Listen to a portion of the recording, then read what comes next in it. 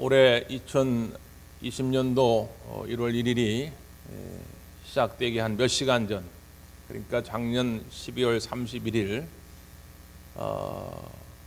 마지막 해를 보내고 새해를 맞기 위해서 로마 교황청 광장에 수많은 크리스찬 가톨릭 성도들이 모였습니다.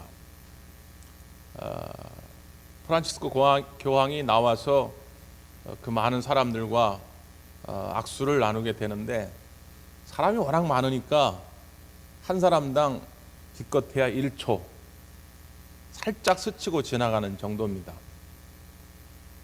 그런데 어떤 중년 여인이 교황과 악수를 했는데 이 손을 안 놔준 거예요. 그러니까 교황이 화가 나가지고 이 여인의 등짝을 탁탁 때리면서 놓으라고, 그리고서 화를 내고 지나가게 됩니다. 이것이 이제 우리나라 언론에도 다 보도가 됐고 전 세계 언론에 보도가 되면서 평소에 이 교황이 참 인자한 얼굴로 이렇게 많은 사람들을 대했는데 그의 그 화난 얼굴 때문에 실망한 사람들이 많았습니다.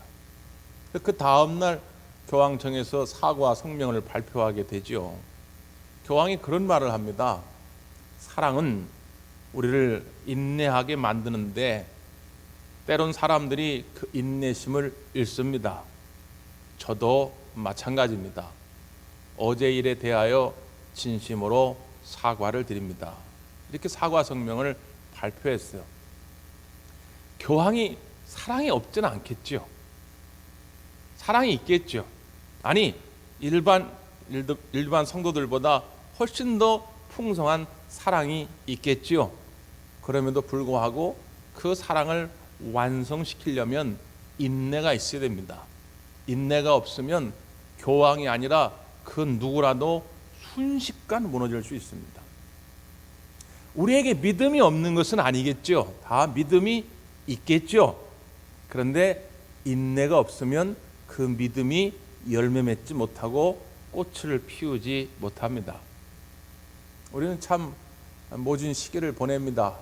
또다시 이렇게 온라인으로 바뀌어질까 이런 생각을 해봤었는데, 불과 몇 주 전만 해도 이제 막 100명 밑으로 떨어지니까 이제 종식되는가 보다 싶었는데 또다시 우리가 이렇게 온라인으로 만나게 됐습니다. 우리에게 다 믿음이 있죠. 믿음이 없는 성도가 어디 있겠습니까? 없다면 교회 나오지도 않았겠죠. 우리에게 더욱 이 시간 필요한 것은 인내입니다. 우리가 이 믿음을 인내함으로 꽃피게 될 때에 우리의 믿음은 더 자라게 될 것이고 이전보다 더 깊이 하나님의 은혜를 체험하게 될 것입니다. 절대로 소망을 잃지 말고 포기하지 말고 오늘 다시 한번 주님 안에 머무는 우리 대광 가족들이 되시기를 간절히 바랍니다. 음식물 제로센터의 이주민이라고 하는 소장님이 계신데 교회 장로님이십니다. 이분이 이제 음식을 통해서 각 시대를 이렇게 구분해 놓았는데 1950년대 경우에는 소위 말하는 동물적 시대입니다. 동물적 생명의 시대. 그러니까 밥만 먹어도 좋은 거예요. 주먹밥을 가지고 소금만 찍어 먹어도 감지덕지했던 시대. 1960년대로 넘어가면 맛을 따지기 시작합니다. 그래서 영양을 먼저 따지죠. 영양. 그래서 밥만 먹으면 안 되니까 뭐 김치도 담가 먹고 반찬을 그래도 조금씩 만들어 먹기를 시작하는 시대. 그리고 70년대가 되면 그때 이제 맛의 개념이 등장합니다. 옛날에는 그냥 먹으면 되는데 이제는 맛있어야 돼요. 그래서 음식을 더 맛있게 하는 조리 방법들이 연구되어지고 발전하게 되지요. 80년대가 들어서면 멋의 개념이 등장합니다. 단순히 맛있어만 되는 것이 아니라 그걸 더 맛있게 만들려면 조명도 달아야 되고 식탁보도 바꿔야 되고 그릇도 바꿔야 되고 놓는 방법도 달라야 되고 여러 가지 멋의 개념이 발전하기를 시작합니다. 그러다가 90년대가 되면 사람들이 이제는 음식을 먹다 남기기 시작합니다. 이거를 그분은 쾌락적 생명이라 그렇게 말하고 있어요. 그래서 음식물 쓰레기 문제가 사회적으로 대두되기를 시작합니다. 그러니까 90년대 기껏해 한 30년 전만 해도 우리나라가 밥이 없어가지고 못 먹던 사람들인데 30년 만에 음식물을 남겨서 버리기를 시작하는 쾌락적 시대를 맞게 된 것이죠. 그래서 그분의 그런 구분법으로 하면 우리는 동물적 생명에서 생존적 생명으로, 그리고 7, 80년대 문화적 생명을 거쳐가지고 90년대 이후에 쾌락적 생명의 시대를 지났다, 이렇게 표현합니다. 그러니까 생명이라고 해도 다 같은 생명이 아니더라는 거예요. 우리가 50년대 그냥 밥만 먹어도 좋았던 시대하고 지금의 생명하고는 다르더라, 그 말이지. 근데 문제는 이 쾌락적 생명만 가지고 사람들이 만족하지 않더라는 것입니다. 50년대는 그냥 하루 3끼 배불리 먹었으면 좋겠다 했겠지만 90년대 음식물이 남아돌 정도로, 쓰레기가 될 정도로 먹을 수 있는 그런 시대가 됐지만 우리의 영혼은 만족스럽지 않더라는 거죠. 여전히 갈급하더라는 것입니다. 요한복음 4장에 보면 그런 여인이 하나 등장하지요. 수가성에서 만난, 우물가에서 만난 한 여인입니다. 그래서 예수님이 그 수가성에서 만난 여인에게 이렇게 말씀하지요. 요한복음 4장 13절 14절에 보면 이 물을 마시는 자는 다시 목마르려니와 내가 주는 물을 마시는 자는 영원히 목마르지 아니하리니 내가 주는 물은 그 속에 영생하도록 솟아나는 샘물이 되리라. 이 물은 뭡니까? 세상이 주는 것들입니다. 세상이 주는 것들로 만족해 보려고 이 여인은 남자를 5번이나 바꿨어요. 지겨울 정도로 바꿨습니다. 남자 바꾸면 돈이 따라오고 권세가 따라오고 쾌락이 따라오고, 남자를 바꿀 때마다 뭔가 내 인생은 좋아질 거라 생각했고 맛볼 걸 다 맛봤어요. 근데도 인생은 여전히 갈급한 것입니다. 그 영혼이 만족스럽지 못한 것이지요. 그러니까 예수님은 이 물을 계속 마셔봐야 너는 늘 목마를 수밖에 없다. 그러나 내가 주는 물, 다시 말하면 예수님 자신을 마시면 영원히 목마르지 않게 될 것인데 영생하도록 솟아나는 샘물이 되리라. 예수님 자신이 영생의 샘물이 되신다는 것입니다. 아, 그렇구나. 동물적 생명, 문화적 생명, 쾌락적 생명, 이거 말고 우리에게 정말 중요한 생명이 있구나. 그게 바로 영원한 생명입니다. 예수님은 우리 가운데 왜 오셨느냐? 영원한 생명. 이 세상에서는 얻을 수 없는 그 영원한 생명을 우리 가운데 주시려고 오신 분입니다. 우리가 오늘 읽었던 요한복음 10장의 말씀 가운데도 예수님 스스로가 분명히 그것을 밝히고 계신 거죠. 10장 10절의 말씀을 한번 다 같이 읽습니다. 10장 10절 시작.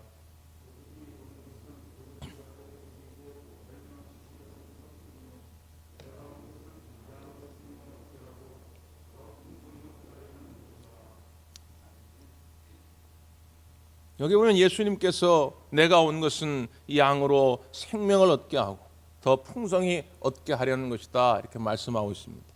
그러면 반대의 세력도 존재하는가? 예수님은 생명을 주시려고, 특별히 영원한 생명을 풍성하게 주시려고 오셨는데, 그럼 반대의 개념, 즉 죽음, 사망을 주려는 자들도 있느냐 말이죠. 예수님은 있다는 겁니다. 아니, 이 세상이 다 생명만 주는 사람들이고 세력들이라면 얼마나 좋겠습니까? 그럼 우리가 고민할 거 없죠. 경계할 거 없죠. 그런데 세상은 그렇지 않고 예수님과 대적하면서 우리에게 죽음을 가져다 주는 자들이 있다는 거예요. 그걸 예수님은 뭐라고 비교했습니까? 도둑은 이렇게 돼 있어요. 도둑이 오는 것은 도둑질하고 죽이고 멸망시키는 것뿐이다. 그 앞에 보면 그들을 또 이렇게 설명했습니다. 8절, 나보다 먼저 온 자는 다 절도요 강도니 양들이 듣지 아니하였느니라 말씀합니다. 여기 나보다 먼저 온 자들, 이들은 누굴 말하느냐? 지금 이 장면에서는 바리새인들을 말합니다. 이 바로 앞에 요한복음 9장에는 어떤 사건이 나오냐면 나면서부터 앞을 보지 못하던 맹인의 이야기입니다. 그가 예수님을 만나가지고 눈을 뜨게 되죠. 아니, 나면서부터 한 번도 빛을 보지 못했던 맹인이 예수님을 만나가지고 눈을 뜨게 됐으면 같이 기뻐해주고 축하해주고 해야 할 텐데, 바리새인들은 비비 꼬여가지고 이 일을 계기로 다시 예수님을 어떻게든지 함정에 빠뜨리려고 이 맹인된 자와 그의 부모들을 엮어가지고 어떻게 고소해 보려고 그런 생각밖에 없는 거예요. 이 사람들에게는 생명을 주려는 생각이 없어요. 어떻게든지 죽이려는 생각밖에 없는 것입니다.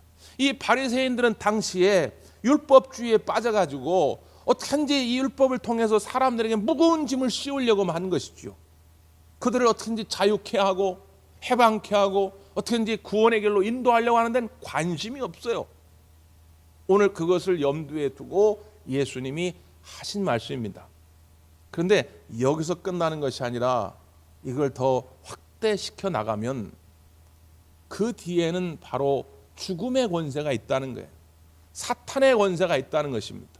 그들은 도적질을 합니다. 그들은 강도처럼 죽입니다. 지금도 여전히 그 사탄의 권세가, 죽음의 권세가 우리를 하나님 주신 것으로부터 도둑질해 가고 우리를 죽음의 길로 내몰고 있다고 하는 것이죠. 여러분, 하나님이 우리를 이 땅에 보내신 것은 그냥 먹고 싸다 죽으라고 보낸 거 아닙니다. 그런 동물적 생명, 생존전 생명에 머물다가 끝나라고 우리를 이 땅에 보내신 게 아니라 그 말이죠. 이곳에 보냄으로 말미암아 하나님 안에서, 예수 그리스도 안에서 영원한 생명을 누리고 주님이 주시는 기쁨과 사랑과 평강과 하나님의 신령한 복으로 충만히 채워지는 삶을 살라고 우리를 이 땅에 보내셨다 그 말이죠. 그런데 사탄의 권세가 그걸 그대로 안 둔다는 거예요. 하나님이 주신 기쁨을 뺏어갑니다. 하나님 주신 평강을 뺏어갑니다. 하나님 주신 사랑을 뺏어갑니다. 계속 도적질해 간다 그 말이죠. 에덴의 가정에 아담과 하와가 얼마나 행복했습니까? 서로 죽고 못 사는 사이였죠. 이는 내 뼈 중에 뼈요, 내 살 중에 살이다. 그런데 사탄이 거기에 들어오니까 이 가정이 깨져버립니다. 서로 책임을 떠넘깁니다. 너 때문에 이렇게 망하게 됐다. 너 때문에 못 살게 됐다. 너 때문에 우리 죽게 됐다. 남편은 아내에게, 아내는 남편에게. 사탄의 권세는 그렇게 가정의 행복을 뺏어갑니다. 도적질해 간다 그 말이죠. 가인과 아벨이 얼마나 우위에 있는 형제였습니까? 근데 가인의 마음속에 사탄이 들어가니까, 죽음의 권세가 들어가니까 아우가 잘 되는 꼴이 배기 싫은 겁니다. 시기와 질투에 이글이글 거리게 됩니다. 견딜 수가 없습니다. 그러니까 결국 아우를 때려 죽입니다. 형제간의 우애가 어디 있습니까? 사탄의 권세가 들어오면 형제간의 우애를 뺏어갑니다. 감사하고 사랑하고 위로하는 마음을 뺏어갑니다. 삼손은 하나님께 세움받은 하나님의 귀한 종입니다. 하나님이 특별한 힘을 주셨습니다. 그런데 사탄의 그 안에 들어가니까 하나님 주신 그 힘을 빼앗깁니다. 하나님 주신 사명을 빼앗깁니다. 나에게는 이런 사명이 있어요. 각자 다 다릅니다. 집사님은 집사님대로, 권사님은 권사님대로, 장로님은 장로님대로 다 주신 달란트가 다르고 주신 사명이 달라요. 근데 사탄은 우리에게 들어와 자꾸 그걸 뺏어갑니다. 야, 왜 네가 하려고 그래? 다른 사람 있잖아. 왜 너만 힘쓰려고 그래? 너만 피곤하게 왜 그래? 삼손은 빼앗겨버립니다. 여자 치마폭에 쌓여가지고 하나님 주신 사명은 잊어버리고 그냥 세워라 내워라 살지요. 가룟 유다도 처음엔 예수님을 사랑했습니다. 예수님을 좋아했기 때문에 따른 거죠. 얼마나 열심히 예수님을 따랐든지 예수님이 가룟 유다를 신뢰했기 때문에 돈 주머니를 맡긴 겁니다. 교회에서도 재무부 아무한테 맡깁니까? 사기꾼 같아가지고 재무부에서 성도들의 헌금 쓱 훔쳐갈 것 같은 사람한테 맡길 수는 없는 노릇이죠. 신뢰할 만한 사람이 맡기는 거 아니겠습니까? 그런데 사탄의 그 가룟 유다의 마음에 들어가니까 예수님이 돈으로 보여요. 돈. 저거 팔아다가 은 30냥 얻으면 어떨까? 예수님이 돈벌이 대상이 돼버립니다. 사탄은 우리 안에 예수님을 향한 그 사랑과 열망을 도적질해 갑니다. 지금도 이런 모양 저런 모양으로 우리들 마음속에 사탄은 와가지고 도적질해 간다 그 말이에요. 거기서 머물지 않습니다. 강도짓을 합니다. 와가지고 우리의 생명을 죽음의 길로 끌고 간다 그 말이에요. 그렇기 때문에 정신 바짝 차려야 됩니다. 예수님은 그 도적으로부터, 그 강도로부터 우리를 지키시고 오늘 우리에게 영원한 생명을 주시려고 오신 줄 믿습니다. 그래서 예수님께서 우리는 이 대한민국에 살고 있는 사람은 알아듣기 어려운데 당시 이스라엘 사람들은 금방 알아들 수 있는 비유를 하나 들으신 거예요. 아까 뭐라고 그랬습니까? 자, 9절 한번 읽어보죠. 9절 시작.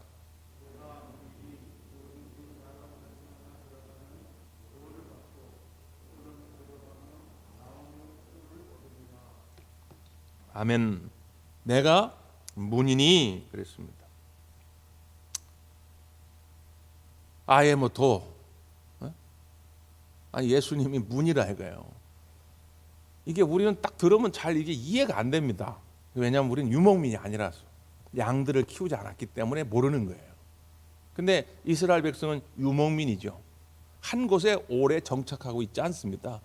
그 목초지를 따라 가지고 그냥 몇 달 있다가 또 옮기고 또 옮기고 또 옮기고 그래요. 그러니까 그 목초지에 있는 그 지역에 머물 때 이제 울타리를 이렇게 무슨 뭐 콘크리트 같은 걸로 뭐 이런 강철로 만드는 게 아닙니다. 근데 임시로 나무로 대략 이렇게 만들어요. 그 울타리 만든 다음에 낮에는 이제 막 초원에 가가지고 마음껏 양들이 풀을 뜯어먹는데 밤에는 그럴 수가 없습니다. 밤에는 자칫하면 맹수들에게 잡혀 먹거든요. 그러니까 해가 뉘어질 때가 되면 목동이 이제 저 양들을 몹니다. 몰아가지고 그 울타리 안에 다 넣지요. 그러면 그 울타리, 그 울이 문이 있어야 할 텐데 대개 문이 없었다고 그래요. 그럼 그 문을 누가 역할하냐? 목동이 하는 겁니다. 목동이 거기에 서 있든지 자든지. 그래서 그 목동을 지나지 않고는 양들이 안으로 들어갈 수가 없는 거예요. 또 나올 수도 없는 것입니다. 그래서 예수님이 말씀하는 건 내가 바로 그 문이다 이 말을 하는 거예요. 우리는 참 들으면 언뜻 이해하기가 어려운데 이스라엘 백성들은 쉽게 연상이 되는 거죠. 아, 예수님이 그 울타리의 문이 되시는구나 이 말씀이에요. 그럼 왜 이 말씀을 하셨을까요? 누구든지 나로 말미암아 들어가면 이렇게 말씀합니다. 이 말씀도 지금 우리에게는 별로 충격이 안 되지만 이 말씀을 지금 듣고 있는 바리새인들에게는 어마어마한 충격인 것이죠. 바리새인들에게 있어서 구원을 향한 문은 어떤 거라고 생각했냐면 혈통입니다. 유대인이라고 하는 혈통. 그 혈통의 문을 통해서 들어가면 구원함을 받는 거예요. 그리고 유대인들에게 하나님이 주신 율법 대표적인 것이 할례죠. 난지 8일 만에 할례를 받음으로 말미암아 율법적 행위를 준수하면 그 구원의 문을 통과한다고 본 것입니다. 근데 예수님이 뭐라고 말씀하냐? 내가 곧 문인데 나로 통하기만 하면 누구든지 유대인이든 아니든 간에 남자건 여자건 간에 상관없이 모두가 다 구원함을 받게 될 것이다. 혁명적이고 충격적인 선언을 하시게 된 것입니다. 저는 이 말씀이 얼마나 은혜가 되는지 모릅니다. 옛날처럼 율법주의에 빠져가지고 무엇을 준수해야만 한다면 저와 여러분 단 한 사람도 거기에 맞춰갈 수 있는 사람이 없습니다. 하나님이 정해놓은 어떤 규범, 하나님이 정해놓은 기준에 따라 구원함을 준다고 한다면 저와 여러분 누가 과연 이 구원의 문을 통과할 수 있겠습니까? 그럴 수가 없으니까 예수님 오셔가지고 내가 곧 문이다. 나만 통과하면 돼. 예수님만 믿으면 돼. 예수님 그 보혈의 은혜만 덧입으면 너희가 다 구원함을 받게 될 것이다. 이걸 선언하는 것입니다. 그리고 여기서 끝나는 것이 아니라 그 뒤에 덧붙였죠. 들어가며 구원함을 받고 또는 들어가며 나오며 꼴을 얻으리라. 일단 양들이 저녁이 돼서 들어가는 것이 구원입니다. 거기가 안식처예요. 피난처죠. 거기 안에 들어가 있지 않으면 밤에 맹수들에게 다 잡혀 먹어요. 그러니까 어떻게든지 그걸로 들어가는 거예요. 그런데 거기 계속 있어서는 안 되죠. 왜? 거기는 또 풀이 없으니까 낮이 되면 목자를 따라 나와가지고 꼴을 먹으러 또 가야 됩니다. 목초지로. 그러니까 이 목자와 함께 들어가며 나가며 꼴을 먹는 거예요. 이 상황을 뭐라고 설명했느냐? 풍성한 생명의 삶이라고 예수님이 설명을 한 겁니다. 단순히 예수님을 통해 들어가는 것에서 끝나지 않고 예수님과 동행하며 들어가며 나가며 꼴을 먹는 삶, 이게 바로 풍성한 삶이에요. 그걸 아까 10절 후반부에 이렇게 소개한 거죠. 내가 온 것은 양으로 생명을 얻게 하고 더 풍성히 얻게 하려는 것이다. 수학적으로 딱 도식을 만들어 보면 생명 더하기 생명은 곧 풍성한 생명이라는 거죠. 조금 더 쉽게 설명을 하자면 이 잔에다가 물을 여러분 가득 채운다고 생각해 보십시오. 어떻게 하면 가득 채울 수 있겠습니까? 여러분 주전자가 딱딱 물을 가득 채웠다고 생각하고 멈췄어요. 그럼 멈추는 순간 이건 100%가 아니죠. 99.9%입니다. 정말 이 컵을 100% 완전히 채우는 방법은 뭐죠? 흘러 넘치게 됩니다. 여기서 풍성한이라고 하는 이 의미는 어떤 뜻이냐? 흘러 넘치는 것입니다. 멈추지 않는 것입니다. 아까 예수님께서 수가성에서 만난 그 여인에게 말한 것처럼 영생하도록 솟아나는 샘물이 내리라. 샘물은 멈추지 않습니다. 계속 흘러 넘치는 것이죠. 칠레의 저 안데스 산맥에 가보면 아타카마라고 하는 사막이 있습니다. 연평균 강수량이 15mm도 안 됩니다. 15mm는 거의 우리나라는 뭐 한 10분 만에도 내리는 비의 양인데 거기는 1년 내내도 그 비가 안 옵니다. 그 아타카마 사막 어떤 지역은 학자들이 하면 거의 4,000년 동안 물 한 방울 오지 않은 것입니다. 그렇게 건조해요. 그래서 이 아타카마 사막에 가면 이 구름이 없고 수분기가 없기 때문에 천체를 관찰하기가 좋아가지고 그 커다란 전파 망원경이 거기 많이 설치되어 있습니다. 그런데 지난 2015년에 기적 같은 일이 벌어졌습니다. 기후변화, 이 엘니뇨 현상 때문에 거의 연평균 강수량이 15mm도 안 되는 그곳인데 갑자기 거기 비가 쏟아져 가지고 하루에도 20mm가 넘는 비가 내리기 시작한 것입니다. 더 놀라운 것은 그렇게 비가 내린 다음에 단 한 번도 그곳에서 꽃을 보지 못했는데 연분홍 꽃이 피어나기 시작한 것입니다. 장관이었습니다. 사람들은 절대로 저 안데스 산맥 아타카마 사막에는 꽃이 피어나지 않을 거라고 했는데 그곳에 분홍색 아름다운 꽃이 피어나게 된 것이죠. 마찬가지입니다. 우리의 인생도 황량해 보일 수 있습니다. 저 사람에게는 도저히 어떤 가능성이 없다. 저 집안은 글러먹었어. 아유, 저 일터는 이제 끝났어. 그럴 수 있죠. 그러나 오늘 하늘로부터 우리 주님이 은혜의 샘물을 부어주신다면 아무리 강팍하고 사막 같은 우리의 심령의 밭에도 놀라운 꽃이 피어나게 될 줄 믿습니다. 흘러 넘치는 생명. 그래서 하나님의 은혜가, 예수 그리스도 은혜가 우리 가운데 넘치게 되면 기쁨이 흘러 넘칩니다. 이게 어떻게 말로 표현이 안 돼요. 덩실덩실 춤을 추고 싶은 것이죠. 감사가 막 흘러 넘칩니다. 예수님의 은혜를 제대로 모를 때는 사사건건 불평이 불만이었는데 주님의 은혜를 알고 나면 그냥 입만 열면 감사해요. 아유, 다 주님의 은혜죠. 아이고 감사하죠. 감사. 이런 때에도 감사가 넘치는 것입니다. 사랑하는 성도 여러분, 오늘 이 시기에도 우리 주님이 우리에게 이 풍성한 생명을 주시러 오셨습니다. 이 주님의 은혜를 경험하시고 여러분 마음의 기쁨과 감사가 넘치시기를 바랍니다. 예수님은 이걸 그냥 주신 거 아니잖아요. 여러분 마지막 우리 14절 15절 한 점 더 보지요. 14절 15절 시작.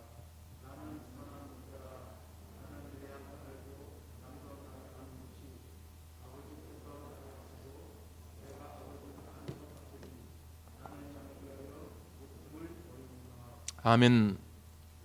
예수님은 이 풍성한 생명을 우리에게 주시려고 목숨을 버리셨다는 것입니다. 1942년도 2차 세계대전이 막 한참일 때 메가더 장군의 연락 책임자였던 레켄베리 대위가 있었습니다. 그가 작전 수행 중에 조난을 당하게 됩니다. 부하 7명과 함께 바다에서 길을 잃어버립니다. 며칠이 지나자마자 식량이 떨어지지요. 이제는 살 소망이 없습니다. 그런데 그때 갈매기 한 마리가 이 대위의 머리 위에 앉습니다. 거의 반사적으로 그 갈매기를 낚아챕니다. 그래서 그 갈매기 한 마리를 가지고 조금씩 부하들과 나눠 먹습니다. 허기를 달랩니다. 그리고 그 갈매기의 내장을 이용해 가지고 바다에 낚시를 합니다. 그래서 또 며칠을 버팁니다. 그러다가 지나가는 배에 발견이 되고 구조되게 됩니다. 그가 이제 군에서 전역을 하고 노년에 미국의 플로리다 지역에 가서 살게 됩니다. 플로리다는 해변 지역이죠. 미국 동남부에 있는 해변 도시인데, 노인이 되었을 때 그는 매일같이 양동에다가 갈매기 먹이를 가득 싣고 해변가에 나가서 갈매기들에게 먹이를 줍니다. 처음 보는 사람들은 이해를 못했습니다. 저 할아버지는 왜 이렇게 매일 와가지고 갈매기들에게 저렇게 많은 먹이를 가져다 줄까? 그러나 사람들은 알고 있었죠. 그 갈매기 한 마리의 죽음이 오늘 그를 살려냈고 그 부하들을 살려냈기 때문에 그 은혜를 레켄베리 대위는 잊을 수가 없었던 것이죠. 감사한 마음으로 일평생 그는 갈매기에게 늘 그렇게 먹이를 주며 살았다는 것입니다. 여러분, 우리에게 풍성한 삶을 주러 오신 그 예수님을, 그것도 목숨을 다 우리에게 내어주시면서 오신 그 예수님을 생각한다면 불평할 것이 뭐가 있고 두려워할 것이 뭐가 있겠습니까? 여호와는 나의 선한 목자가 되어주시니 나는 부족함이 없으리로다. 이 고백과 이 신앙, 이 결단을 가지고 이 어려운 때도 잘 이겨나갈 수 있기를 간절히 바랍니다. 기도하겠습니다.